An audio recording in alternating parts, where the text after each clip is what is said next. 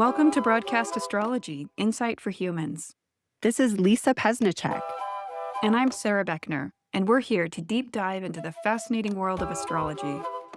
We offer blind chart readings, interviews with notable guests, and much more. So keep listening as we bring you Insight for Humans. Hello and welcome to Broadcast Astrology. Today, Lisa and I are going to be having a discussion about a solar return chart. This is one of the most powerful predictive tools that we have in astrology. And we're going to talk a little bit about what it is, how we use it, why you might want one, and maybe share some examples from our own client practice. But just to give you a lay of the land, when we talk about a solar return chart, it's a chart that's cast for the exact moment each year when the sun returns to the same zodiacal degree, minute, and second that it occupied at your birth.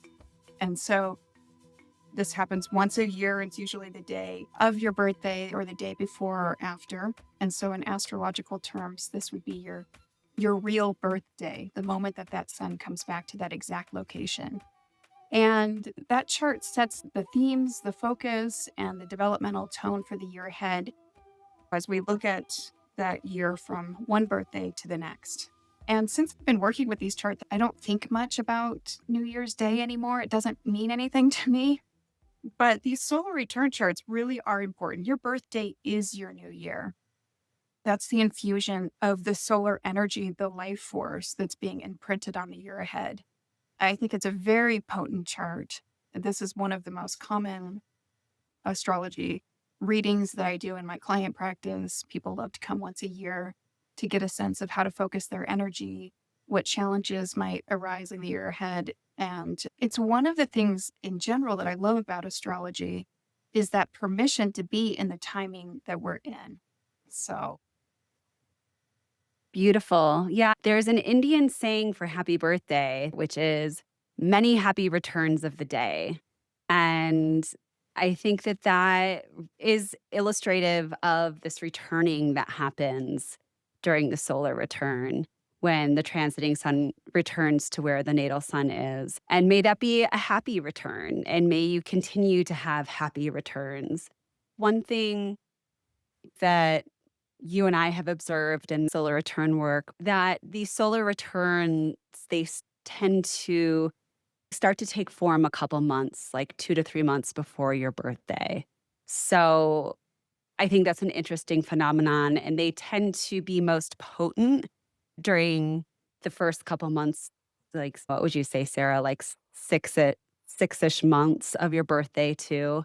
Not to say that it doesn't play out through the whole thing, but there is this real energy coming in when you have your birthday. And I don't think that it's something that we are just making up because it's our special day. I think there really is this shift that happens for each of us. And it's another one of those beautiful illustrations of all of these solar return charts were pre-planned for us before we were born, just like all of our transits were planned for us before we were born. So it's this beautiful returning both to our natal promise through that solar return, but also getting this kind of new agenda to grow from that natal promise through. yeah. And on a similar note, in some schools of thought, they talk about because it is so much associated with the generative energy of our life, the sun and the vitality, that some people think that in the period of time that precedes the birthday is our energetically weakest time. So Mm. if this solar return is an infusion of life force that comes through the chart that moves into your life, then it's waning. The period of time before your birthday, it's really waning. And I think that's another way in which that's why we see things manifest so strongly around the birthday, because it's sort of that hinge between Yeah. the energy that has really left and is vacant and the Mhm. rebirth of this new cycle. I love that. I got this picture of these waves coming in and out, almost like there's this undertow that happens right before the waves are coming in. And as that new wave comes in at the solar return time, I love that vitality that you brought us to through the sun and that solar energy and that really peaking around that time. And the way that we shine in the world and the energy that we bring forth, and also what we orient ourselves around, that also being a solar concept being highlighted and shifted in some way in order to continue to pull out our solar plan. And I think that we tend to put a lot of emphasis on the modern planets because they're slow and they're heavy hitters, but there's a lot to say for the sun in our chart. I wouldn't necessarily recommend reading your horoscope for your solar placement. I would definitely go with your rising sign if you know what that is. But our solar energy is so important to every part of our life. And I think this emphasizes that. Yeah. And the sun is the universal significator of the body in Yeah. medical astrology. And so maybe it is the planet that most represents that intersection between the cosmos and our physical experience on Earth. And I can't tell you how many people I know, incidentally, that have told me that they always get sick on their birthday. Or as a kid, they like the party never went down because they'd always get sick in the days preceding their birthday. And I think, Yeah. so when I learned about this, started studying solar returns, I'm like, oh, yeah, that makes so much sense. Yeah. Yeah. Triggering that sun. And it's important to know what your natal story is as far as your sun goes. And I think that might give an indication of what also comes up around your solar return, which is an interesting point too. Mhm. Which now, if your sun is being weakened somehow, then your physical body might re engage with that or be working through that part of your chart each time the sun comes and reaches that point again. Yeah. And on another note, before we dive in deeper to the details of reading the solar return chart, there is an idea too, because that the solar return is the seed moment for the year ahead, that even throughout the course of that day, we can enter into that symbolic world to get some information about the year ahead. So I always tell my clients to be aware of how you feel, what you encounter, who you run into, the Mhm. conversations you have. They may say something about the year ahead. And you could work with it both ways. You could certainly plant seeds of intention during a solar return and try to pull things into that day so that in that initial spark, in that seed moment, you're seeding out something that you wish for the year ahead, something you're working on, some intention you have, but also just seeing what the world has to offer you. Yeah, And absolutely. since I've been paying attention to these in the last years, I have found that to ring true a little bit. Yeah. Yeah. And how many times have you heard people say, when you told me that this was going to be some of the themes for me this year, it just didn't land. But then as I went through my year, it actually played out. Maybe not always in the way that you might think it will, but those themes tend to become highlighted. And it's just interesting how there's this mystery in that as well. And as you're saying, it might drop in right on your birthday, but sometimes it takes a little while to manifest too. Yeah. But there's a lot of mystery as well as logical planning that is involved in a solar return reading, in a solar Mhm. return chart. I personally would not enter my birthday without knowing what my solar return said. And my husband has me write out a report for him every year. I mean, it does feel so potent. It It does. You does. can It is feel it coming in. a powerful predictive tool. And as part of our training, Lisa and I, when we studied with Michael at the Oracular School, he would make us do these practicums. You'd read 25 charts of past years as a means of testing how these solar return charts manifest. And it was amazing, the accuracy. So part of what we do with the solar return is we start with the big lens and what is being highlighted, what major Mhm. houses are being highlighted in the year ahead. And then we can start to refine that a little bit and look at aspects to see how things will unfold. But in terms of that, even that initial broad brushstroke, Says so much. It's shocking how accurate it is. It really is, and any planets that are on the angles just says so much as well. I mean, there can be a really simple glance astrologically, but then the training that Sarah and I received was to weave that into the natal chart and figure out how it's interacting with the natal chart. So neither Sarah and I will do a solar return chart unless we have a good grasp of what the natal chart's saying. That the reason for that is because we are delineating in these consultations between the solar return chart and the natal chart. Makes it so the solar return chart isn't just floating around on its own, even though we do look at it, as Sarah mentioned, on its own accord. But then we check to see how it is interacting with our natal charts so that it becomes more personal and we're basically getting a different perspective and a different chart to integrate into our natal chart. Because essentially, you are not going to live into experiences that are not written into the natal story. You cannot Hmm. live outside of your birth chart. No.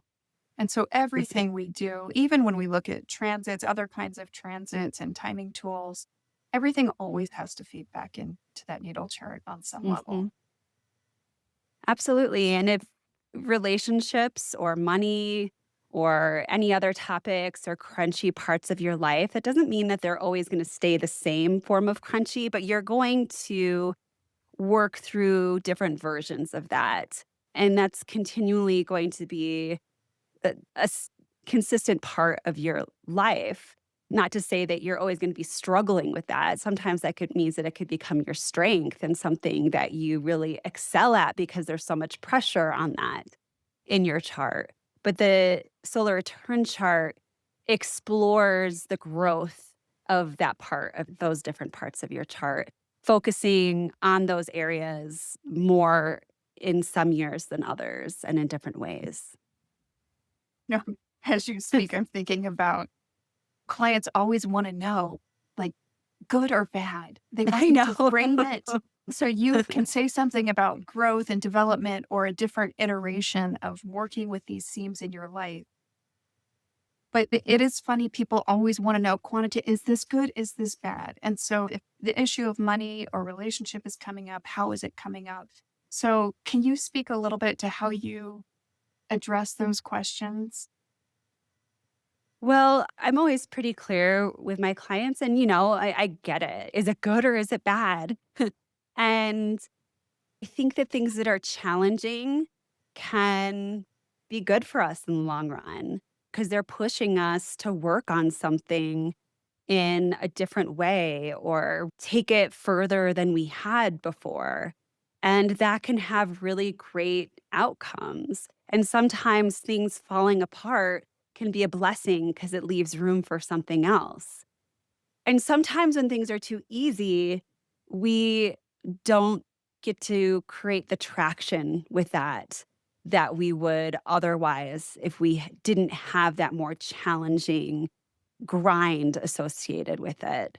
So that's usually how I frame it generally, depending on what sort of quote unquote bad thing is happening, that it's really just asking for a certain type of growth and a certain type of experimentation and a new way of approaching whatever that is, be it relationship or work or money, which are often things that people ask about. I know last year, my husband had really, really hard stuff with our relationship. And I was scared. I mean, to be honest, I was like, are we going to make it through this year? But it was really helpful for me to understand that from his perspective specifically, that there was going to be such a grind between the two of us. And it gave me that perspective. So I knew that it was coming. I wasn't blindsided by it because I knew that that was what was on the agenda that I could be proactive with. And it turned out that it actually made things stronger between us in the long run and that we were able to persevere through what ended up being a rocky time. So when you saw that, was there something in you that wanted to look at future solar return charts to see the potential resolution of that. Of course. It would have been my inclination. If it looked really hard, I would have wanted to look at the next year and, oh, does the relationship story improve? Does it get easier? Of course, of course. And I think I did. And then I realized that it was a fruitless mission because whatever was going to happen was going to happen. The way that being a human works is that we can only meaningfully look so far into the future. Comes a point, and I think about a year, maybe two, is unrealistic for us to look at from a place where we have perspective. So yeah, I did do that, and then I realized that it was futile and that I needed to deal with what I had right in front of me right now. And otherwise, because I think that's the free will that we have. So when we look at things like solar return charts and then you put more timing techniques on that, it can start to feel as though there's so much fate involved and that we have little control. But on the contrary, I think, yes, that is part of it, but also we have agency over how we respond to that. Yeah, almost as if all of these things can play out on different levels. And the degree to which we are conscious of some of this stuff influences how we do it. Mm. Because I've seen with relationship, if you take something like a Pluto transit or an Mhm. intense Pluto aspect in a solar return connected to a partnership, we know that Pluto signifies death, rebirth, regeneration, Mhm. everything under cover, the taboo, the things we don't want to deal with, the shadow self, all of that. That could literally manifest as a separation, a Mhm. divorce, something traumatic, something profoundly life altering. That could also be the excavation of some of the more shadow material in the relationship. You could have that rebirth in the context of that relationship without actually Absolutely. separating. Absolutely. And we don't really know as astrologers Yeah. how somebody is going to navigate all of that. But I do think astrology allows us to be more conscious. As in Mhm. your case, when you saw it coming, you knew it was written into your story on some level and an Mhm. opportunity to do some work. And we know just in general with challenging aspects that we'd rather see a challenging aspect than no aspect. Yeah. And some of that friction means that we're doing it, we're participating, we're growing, we're Yeah. evolving, we're working our life. I mean, if there's nothing juicy there, there's not much happening. Yeah, there's engagement. Life is happening between those two parts of your chart.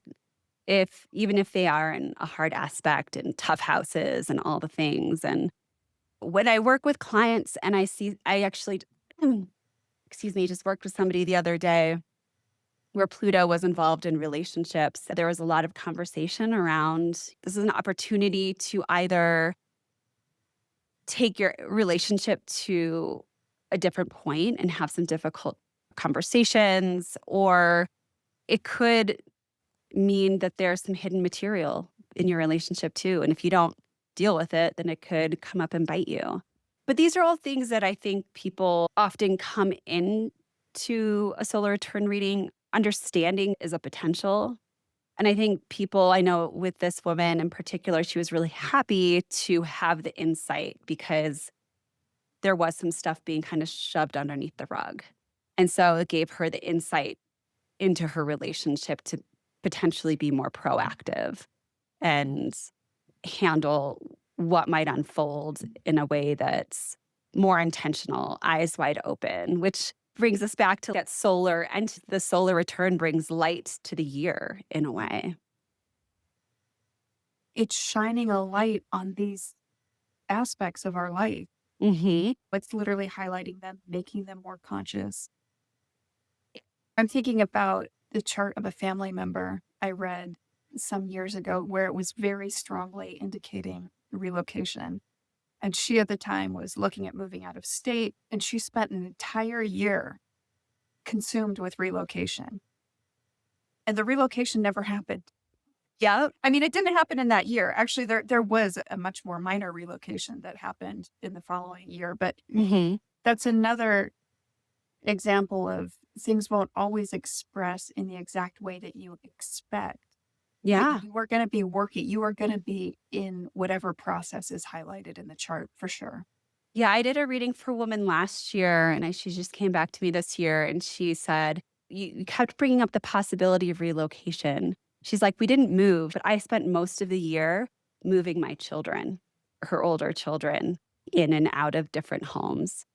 Mhm. So there's that connection that can happen sometimes as well. And understanding that whenever you get a solar return reading or any kind of reading, that these are all symbols that the astrologers are working with.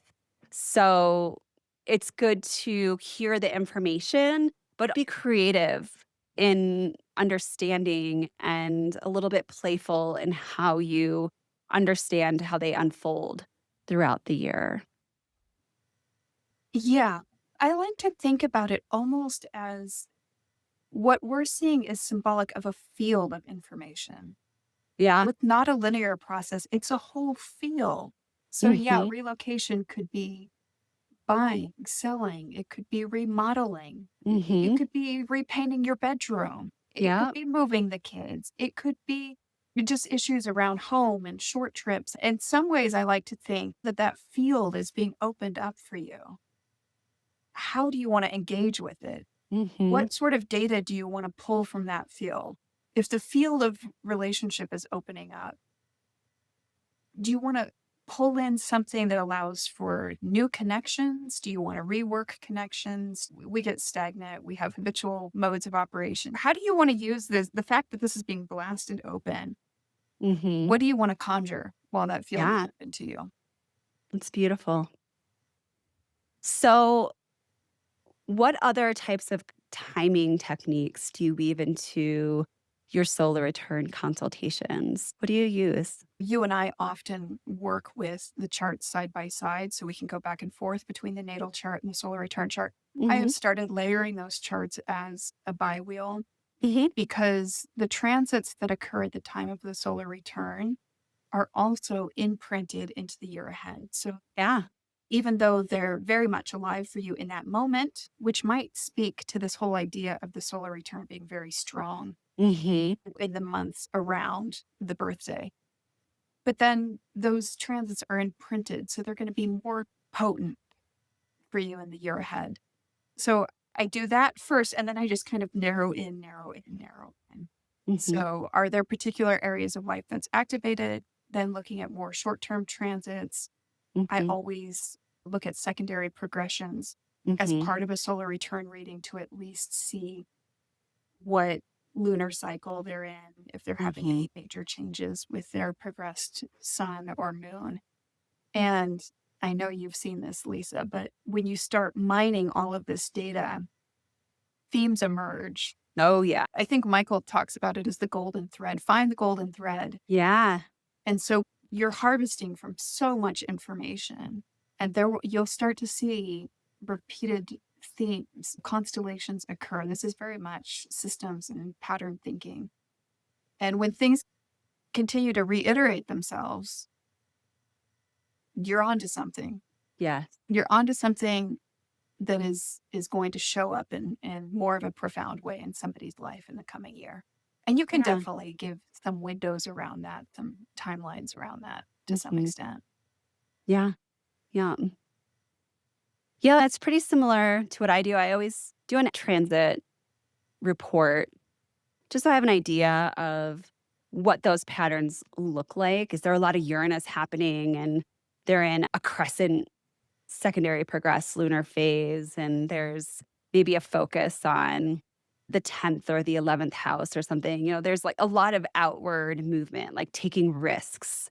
Or is there a balsamic phase and there's a lot of Saturn activity and Pluto activity and there's 6th or 12th house focus, then the person needs Oof. to like lay off a little bit and not have big expectations. But you can usually tell it's really interesting. Like the secondary progress lunar phases are one of the most simple. And also, I feel like the most tangible and also descriptive timing techniques that I use because I can usually tell what phase somebody is in just from the questions that they send me in their intake Mm. form. Yes. I can tell, especially if they're like, I'm looking for my purpose and I don't know what it is. I know most of the time they are either in a balsamic or a new moon phase. They're searching through the dark. They can't get their hands on what they want to get their hands on. They've had purpose. They know what purpose feels like. They know what accomplishment feels like. But it's in a waning phase where it's shedding. It's repurposing itself. It's ready to plant new seeds, and that can be really disorienting for people. On the other hand, I can tell when people have full moon or a strongly waxing full moon charts. Those are pretty obvious because they're like, I have this and this and that going on. How do I optimize where I'm at? And Mhm. so it's very, very different. And it doesn't necessarily usually have to do with the natal chart because we're all going through these waxing and waning phases, but it just has to do with where you're at in that cycle. And I just think it's so beautiful and easy for people to understand. And those phases usually last around 3.5 years. Yeah, it's interesting because I see a lot of balsamic new moon phase clients that Hmm. are in that window. And I think, of course, you're going to seek out Yeah. astrology or, You're like, what some the hell kind is of, going on? and looking back, that hit me in 2020, which was a crazy year for all of us. Hmm. But I remember having a reading at that time with Frank Clifford Hmm. and just getting emotional because he's just like, oh, you just don't know. I just was so hungry to know what the next iteration was, what was coming. Yes. And I felt so blind, literally as if I was feeling my way around in the dark. And it was so Yes. disorienting. And there was nothing tragic going on in my life. I mean, everything was Yes. fine, but that emotional feeling was so pervasive Yes. that dark night. And those cycles are roughly every 30 years. So we're talking about we go through 3 lunations in a lifetime if we're lucky. So it is Hmm. sort of interesting. I have seen a disproportionately higher number of people I agree. seeking out astrology during that time. I agree. Yeah, I remember being in my balsamic phase, and all I could talk to people about was, I need to find my purpose. What is my purpose? Like, Yes. it was such a distinct feeling as though I needed something to ground into, but I couldn't find the traction into anything. And it was it was a really interesting time, and I didn't have the perspective of astrology at the time. And I wish I had because that would have gotten me through that time a lot easier. And speaking of solar return charts, my birthday lands on a lunar eclipse this year. Have you ever had your birthday on an eclipse before? I was born on one. Yeah? I haven't paid enough attention. I believe this year was an eclipse solar, well, 2025 was an eclipse solar return for me. Was it? I think so. Um, I'll have to take a peek. I haven't really looked constructively at enough charts with regard to that to know how that shows up, although we can certainly make a few guesses. It's gonna Well, be a banner year of some kind, I probably. experienced this before. And the year that that happened, granted, it was aligned much differently in my chart. It was also during my Saturn return. And I was living in San Francisco. I was in this long-term relationship that was on rocky shores. And he randomly broke up with me. I left my job in the Bay Area, moved out of the Bay Area, which I thought I would never do, and ended up moving in with my parents in Florida. But that really led me directly into meeting my current husband. So it was a very dramatic year for sure. So everything we were saying about being in a balsamic or new moon period with the progressed lunations would apply to an eclipse on the solar Mhm. return because eclipses are essentially it's a moment without light. The light is eclipsed. Mhm. And so, yeah, it brings forward all of those themes of the unknowing, being in the void, Mhm. being in the place of unknowing, endings and beginnings. Yeah. Yeah. So hopefully it won't be as dramatic this year, but we will see. Do you want to look at the chart to see how that might show up? Sure. Let me get my chart. One of the other things I was going to say, as far as the timing things I look at, is we did our yearly forecast about 2026. And so there's always the major transits that we're working with in a year. Mhm. And I always want to feed those back into somebody's story in the year ahead. Will those potent transits be hitting them directly? Will it be something that they're impacted by? We have that Saturn Yes. Neptune conjunction next month. So, all the charts I've been doing lately, I want to know, is it touching anybody in a personal way? Yeah, I feel like I've been looking at that for the past year. Like these people with early cardinal placements, it's a big time. I'm doing an electional for a friend who's getting married, and being in the cardinal signs has been impossible with Mhm. both Saturn and Neptune there. Cardinal places are a tough place to be right now. Okay, so here is Are you okay sharing your chart? I'm I didn't mean to fine. spring that on you, but I thought it would be good before we sign off today to look at one chart just so to give people a sense of how we navigate it. Yeah. So, as far as solar return charts go, this I think is one of the better ones I've had in a while. Do you want to walk us through this, Sarah? I can't see the degrees, so I can't get specifically Oh, because it's just so small on my, oh, but I'll tell you. So we initially look at where the solar return ascendant falls in the natal chart, which for you, that's the ninth house, yeah. right? Hmm. So this is definitely bringing forward themes of all of the journey that you're already on. It's the house of astrology, the spiritual pilgrimage. This can be, depending on other factors, a potential relocation signature as well when the ninth house Hmm. rises.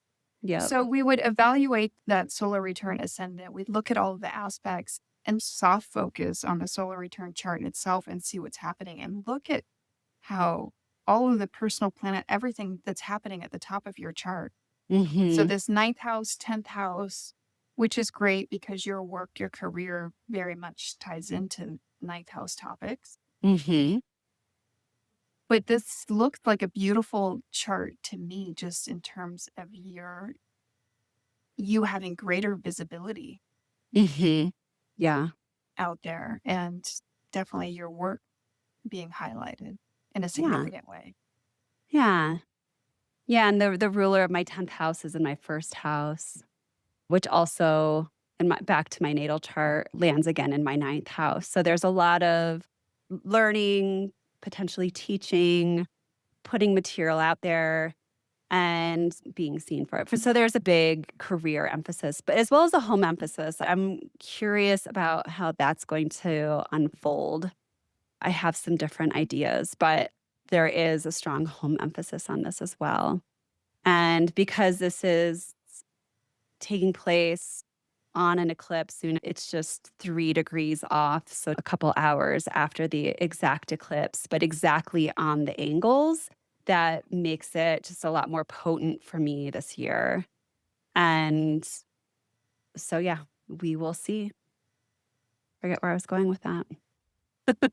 I started looking at all the other stuff, but it's going to be fast and furious for all of us. But if I were giving somebody advice on how to move through this year, if this weren't mine, I would say think big thoughts, have a wide view perspective, and just be cautious of what changes are happening in the home and family. Relocation does look possible, but I'm hoping that that doesn't happen.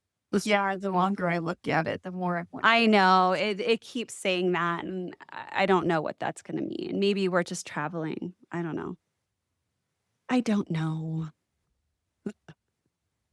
In addition to looking at the solar return ascendant, we also look at the planet that rules the first house in the chart. And so that relocated for you would be the 11th house rising as well, right? Am I seeing that right? Yeah, 11th Yes. house. Hmm. So, yeah, it just seems to be a very potent year in terms of you.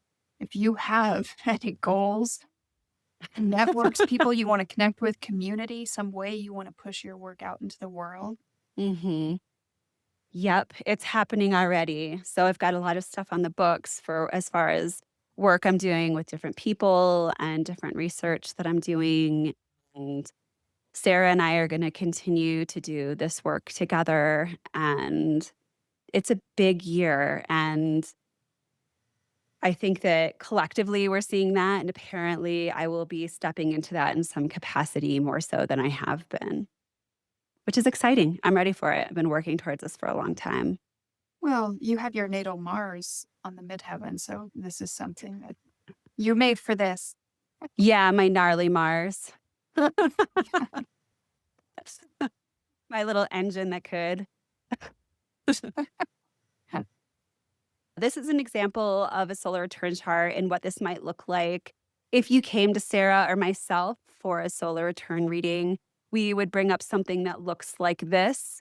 And I actually find that it's pretty uncommon as far as most of the consultations that I do for the solar return chart to land on the birthday. In this case, that is what's happening. But I usually lead with that for most people, just so it doesn't freak them out. That's a normal alignment or a normal way for the solar return chart to show up. Yeah. Anything else you want to say, Sara? I would just like to share with people, it's amazing how often people come, they have a good solar return reading, they're really connecting with the material, and then they don't know the breadth of astrology beyond that. So I don't see them again for another year. And then they say, well, can I come sooner? Can I do anything?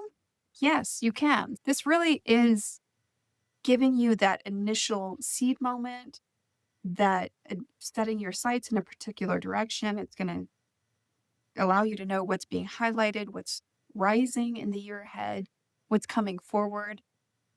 But there are a number of different readings and timing techniques we can use over the course of the year to further hone the timing piece of it.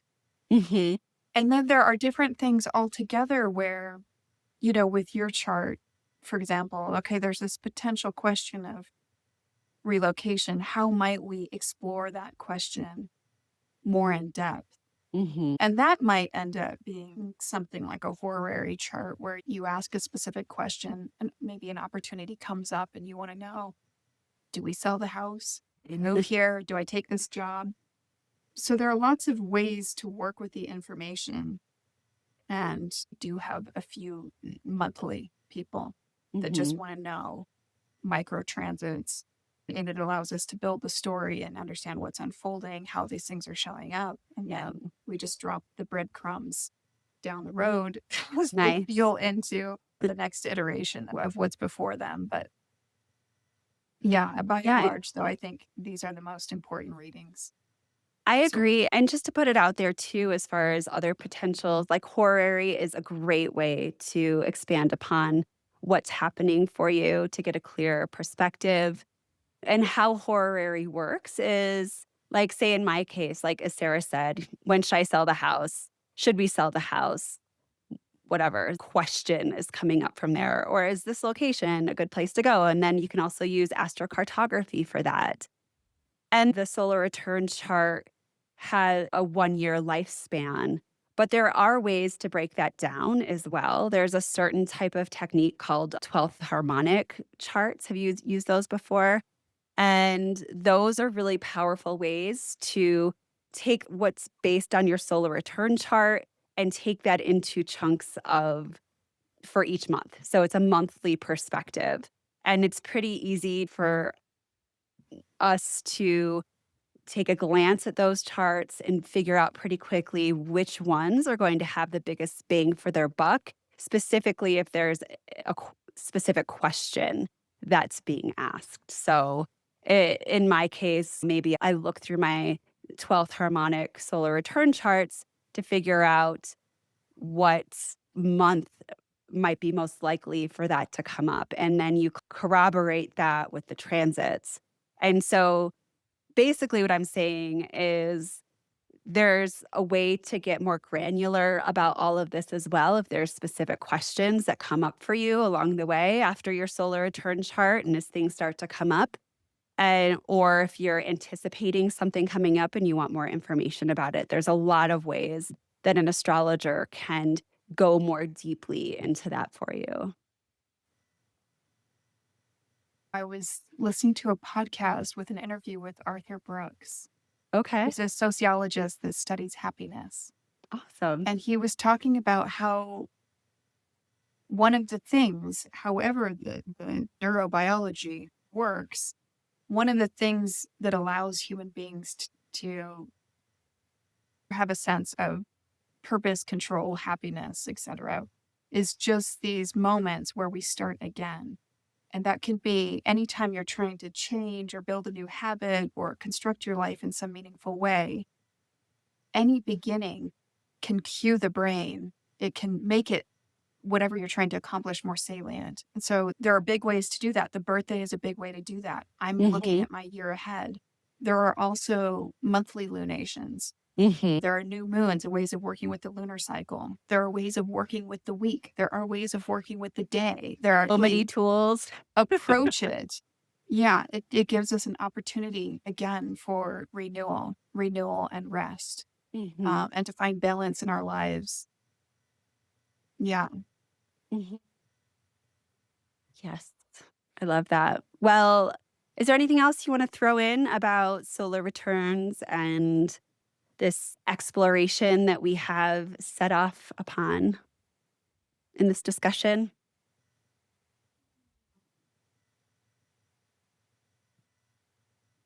One of the things that they talk about in more modern Western astrology, and I just wonder if you have any thoughts on it before we end, is just the sign on the ascendant.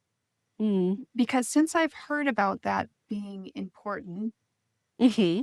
I've tried to start to look, and it is kind of interesting. Yeah.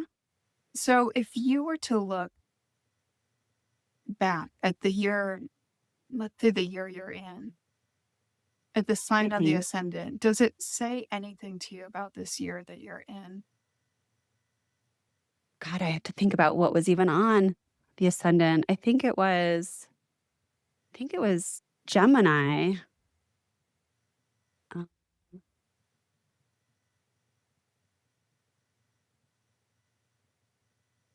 oh no, it's Pisces. It's Pisces this year. And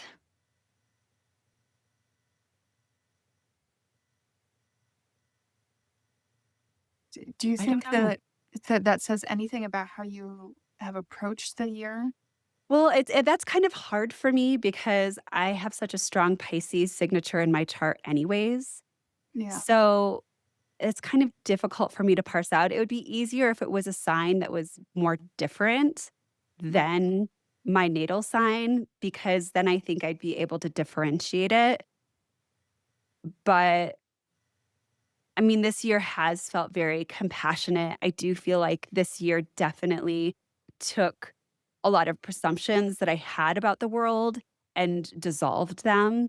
And I think that happened for a lot of people, but I think just in the way that I was placed within a lot of the activity that happened this year, that was something that was really highlighted in my life. But and I so I feel like I gained a lot of compassion in places where I didn't have strong compassion before. Like I've started to listen to very right-wing podcasts just because I want to know what they're saying.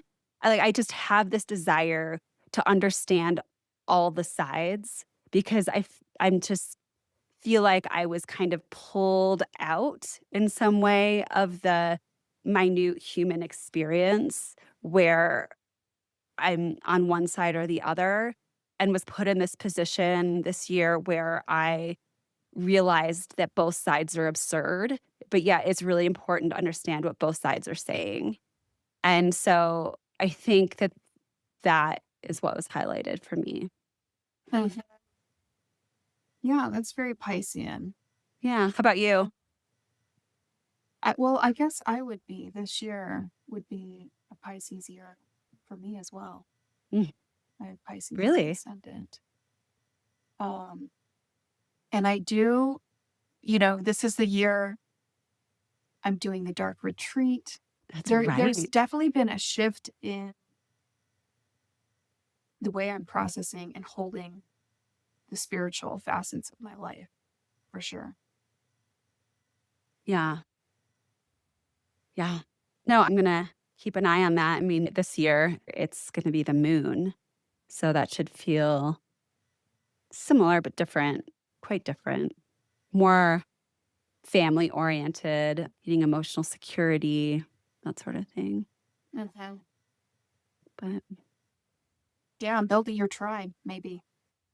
yeah, Maybe yeah, it'll intersect with all of the things happening for you work wise. yeah, yeah. And I also have Jupiter transiting over my MC. So for a client who I was seeing, I would be focusing on your identity is changing this year. There's something about your place in the world. And there's a connection to the home and family within this, but also a strong connection with your beliefs and what you have to say about them and weaving together these bigger ideas. And my solar return from this year was really focused on the third house, which put it into these like smaller ideas. And then this next focus on the ninth house is bringing it into bigger ideas. So these are the sort of things, especially when you're looking at solar returns on either side. But that's always an interesting exercise as well. Mhm. Yeah. Well, I'm excited for you. Jupiter brings opportunity, the opportunities to step into something new too, Hmm. hitting that part of your chart, allowing for greater visibility and pushing your work into the world. That's exciting. Yeah. We will see. I don't know if I'll still be living in the same house, but we will see what happens. Anyways, well, it was really fun to have this conversation. These solar returns, if you haven't been able to tell, are something that's really core to both Sara and my practice. I don't know about you, Sara, but even if somebody hasn't signed up for a solar return consultation, I usually just look at it anyways, usually kind of bare bones, because I personally don't want to approach a reading feeling blindsided by where somebody is at in their life, even if I don't go over it with them. I have usually at least taken a look at it and have a good idea of what some of those main themes are. Do you do the same thing? Absolutely. Because Yeah. they're going to be talking to you about those things. Yes. Yeah. There are certain things, certain layers that I always look at. I think Sara and I, our list is quite similar. Well, it was really fun to have this conversation. And I hope that those of you listening learned something and are maybe inspired to get a solar return chart reading if you haven't, or maybe get one for your friends or your partners for their birthday. I mean, it's such an amazing birthday gift to give somebody personal insight. And I'm not saying this is a way to sell Sara and I. We do really good solar return readings, I think, but there's a lot of people out there as well. It's great insight to have, and it's a great way to start your year, having an idea of what the different highlights are going to be. Where's the sun? What's the sun shining on in your chart? Yeah. So, wishing you all fruitful solar returns ahead. And as always, if there's anything you're interested in, want to know more about, have ideas for shows, feel free to contact us. And we look forward to bringing you more content next month. Yeah, I believe we're doing composite charts next month. So that'll be fun in time for Valentine's Day. Also, eclipse season and Saturn Neptune conjunction. So I'm sure we'll all be fine. Yeah, It'll be good to bring a little love into the world. that's right. Yeah. Yeah. As always, Sarah, it's lovely to chat with you about astrology. There's nothing else I'd rather talk about and nobody else I'd rather speak with. So thank you. Thanks All so right. much. We'll see Right. you next time. Bye, everybody. As always, thanks for listening to Broadcast Astrology, Insight for Humans. If you're so inclined, like, follow, and subscribe, and don't be a stranger. Signing off for now. Until next time, humans, keep your gaze upwards on the stars and be well. We look forward to sharing more soon.